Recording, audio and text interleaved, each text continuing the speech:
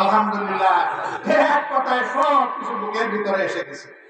বুকের ছেলে যেমন বুকে থাকে, বুকের ছেলের কৃতিত্ব তেমন বাবার বুকে চলে আসে। কাজেই আমরা আমাদের সন্তানদের নিয়ে গর্বিত, আলহামদুলিল্লাহ। এমন সন্তান আল্লাহ আমাদেরকে দান করেছেন বলে আমরা আল্লাহর শুকরিয়া আদায় করি। সেই বাংলাদেশে আমরা চাচ্ছি, আমরা ইনশাআল্লাহ আমাদের সন্তানদেরকে সঙ্গে নিয়ে বুকে ধারণ করে আগামীর দায়িত্ব তাদের হাতে তুলে দেব। এই বাংলাদেশ আমরা চাই। এই বাংলাদেশ আপনারাও চান? তাহলে ঘরে ঘরে আওয়াজ ছড়িয়ে দিন। আমাদের কথা খুব সংক্ষিপ্ত, আগেও বলেছি, আল্লাহ যেহেতু এই দেশটা আমাদেরকে দিয়েছেন, আমরা এই দেশটাকে পৃথিবীর একটা শ্রেষ্ঠ দেশ বানাতে চাই ইনশাআল্লাহ।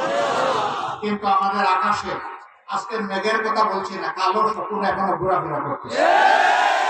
এই শকুনের দিকে তীব্র দৃষ্টি রাখতে হবে। কোন শকুনকে মাটিতে নামতে দেওয়া যাবে না। আপনারা টের পাচ্ছেন মাঝে মধ্যে ফুসফাস। হ্যাঁ, আমরা ধৈর্যের পরিচয় দিয়েছি, ওরা আমাদের ধৈর্যের সুড়সুড়ি দেয়, যেন আমাদের ধৈর্যের বাঁধ ভেঙে তাদের মতো কাণ্ড জ্ঞানহীন আমরা কিছু করে বসি। ওরা বলেছিল আওয়ামী সরকারের পতন হলে মাত্র 2 দিনে 5 লক্ষ মানুষ প্রতিপক্ষের লোকেরা খুন করে ফেলবে। এটা কি বাংলাদেশে হয়েছে? কেন হয় নাই?